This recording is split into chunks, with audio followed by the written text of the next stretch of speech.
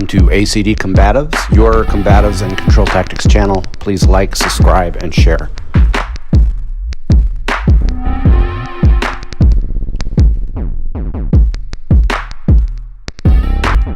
So guys, Coach Kurt here. Krav Maga versus Jiu-Jitsu for self-defense, which is better? Well, that's a loaded question, and no matter what answer I give, I'm going to piss somebody off. That's just the politics of martial arts. And first, let me say I'm not an expert or a master in either system.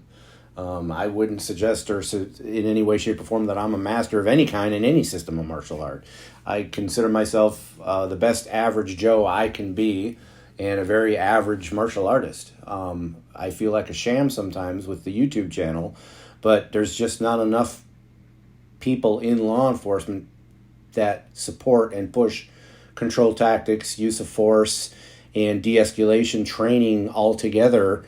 It's the most neglected part of law enforcement is control tactics. Like we've said so many times, where you only get 4 to 8 to 10 to maybe 12 hours a year in control tactics training. Some agencies are much better, but unless you're training weekly, it's not good enough. It's just not good enough. If you don't train control tactics, use of force, combatives weekly, and it doesn't have to be super hardcore or anything, but it should be weekly. It's a very perishable skill. If you're not training, you're not going to rise to the occasion. You're going to fall to your level of training. And if you don't train but 8 hours a year, you're going to fall pretty damn far. Anyway, my bad. Back on topic. Krav Maga versus Jiu-Jitsu. Let's start with Krav Maga. Again, I'm not an expert in Krav Maga. I've trained with several different coaches over the years. The coach that I feel like I've got the most influence from, I trained with about 2 years with Coach Colton on my channel. You've seen him early on my channel. He started his Krav Maga journey, I think, in Worldwide and Boss Root and Systems MMA as well. But under his coach, and I'm not going to use names or anything because I didn't get any approval for any of that, but Coach Colton's been on the channel, so I'm sure he doesn't mind me talking about him. His system, or the way he teaches Krav, is very, very concept driven. We worked on specific techniques for sure, because if you've trained Krav Maga in the United States, you know it's very systematic. Level 1 through 5, you have a set series of techniques that you have to learn, and there's nothing wrong with that. What happens when you do that, though, is people get so stuck to the technique that you have to respond like a robot to a particular attack, and that is fine. It's a great way to start your training, because you have to start with something. You can't just jump in technique driven. You have to start with something. So you learn a specific set of techniques, but then people get so married to those techniques that they can't break away and cross-train in different systems of Krav or different interpretations of Krav, because at the end of the day, Krav Maga stands for contact combat, which is close combat. And you got to remember where it started. It started with the Israeli military. They wanted a system of fighting that was quick, fast, in a hurry, that they could teach to the masses as far as the IDF soldiers. And these are citizen soldiers. Everybody in Israel serves. I think males are 3 years minimum, females 2 years minimum, and there are some ins and outs of that. Some people don't have to, blah, blah, blah. It doesn't matter. That's not my area of expertise by any stretch. But at the end of the day, they wanted something they could teach to the masses that was concept-driven, that in close quarters, because Israel's a lot of city fighting, close quarter combat, they needed to be able to improvise, adapt, and overcome, not only with a firearm but with a baton or a knife. We're talking soldier skills, and if you are down to hand-to-hand combat, the world is a bad place for you. That's not a good place to be if you're a soldier. It's down to hand-in-hand. But they needed a program, and that's what they came up with. So you'll find that a lot of Israeli units outside of basic, they practice Krav Maga, but it's very, very different from what you'll see in the United States. So as I learned it, mostly from Coach Colton, very definitely influenced by Worldwide and Alliance and all that, but there's so many different systems of Krav Maga that he's cross-trained in over the years, or his coach cross-trained in, to come up with a great system of self-defense. And that's the problem with a lot of systems of Krav Maga in the United States. They aren't willing to budge. They're not flexible. There's a Krav Maga instructors are all about it's their way or their system, or it just isn't real Krav. And I don't know what real Krav means. There is no such thing as real Krav. It's all Krav Maga, contact combat. If you are practicing some form of combatives that's close quarter fighting, that's Krav Maga. That's specifically what it means. It's very Jeet Kune Do. If it works, use it, and if it doesn't work, throw it out. Very Jeet Kune Do-like. So is it a great system for self-defense? Yes, it is.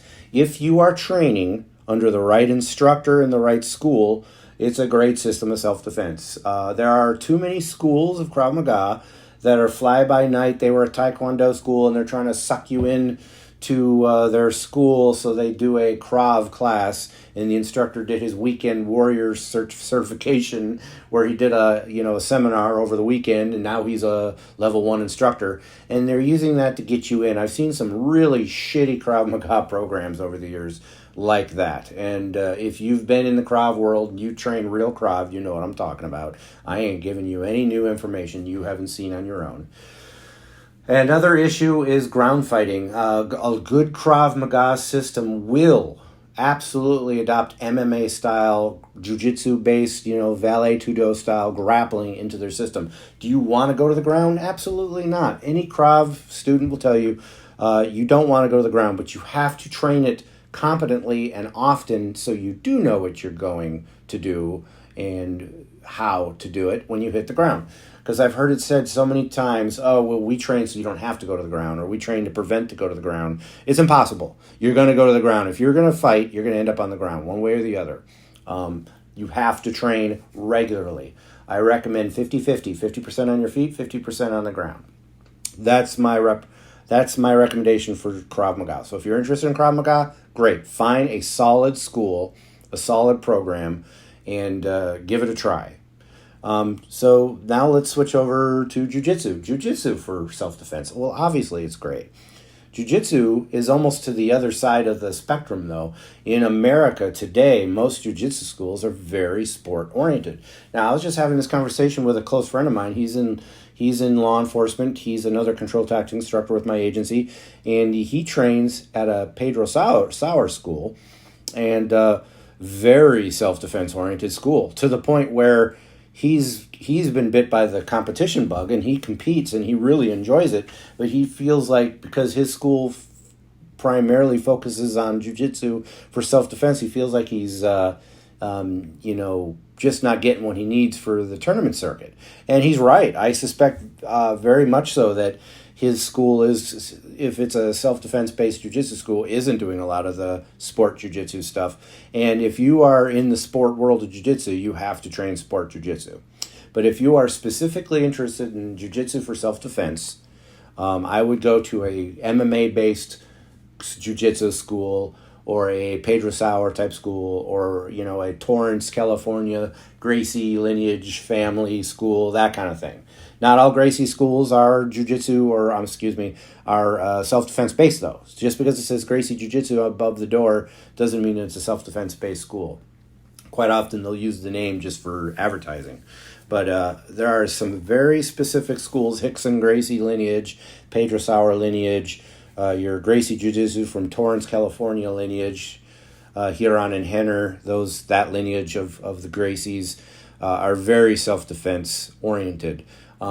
Doesn't mean that you can't go compete, and I'm not suggesting you shouldn't go compete. It's a lot of fun. Matter of fact, a lot of people start their jiu-jitsu journey for self-defense, and then jiu-jitsu is this huge, it just sucks you in, and before you know it, you're doing all of it. I like to focus on what I call universal jiu-jitsu, that it's good for all scenarios. But the school I train at is definitely an MMA-based school, so even when we're rolling gi and we're doing jiu-jitsu in the gi, my instructor is continuously reminding us and talking about, well, you are open for strikes in this position, and we do what you would consider sport jiu-jitsu, but would this work in an MMA setting, or would this work in a self-defense setting? We do a lot of that.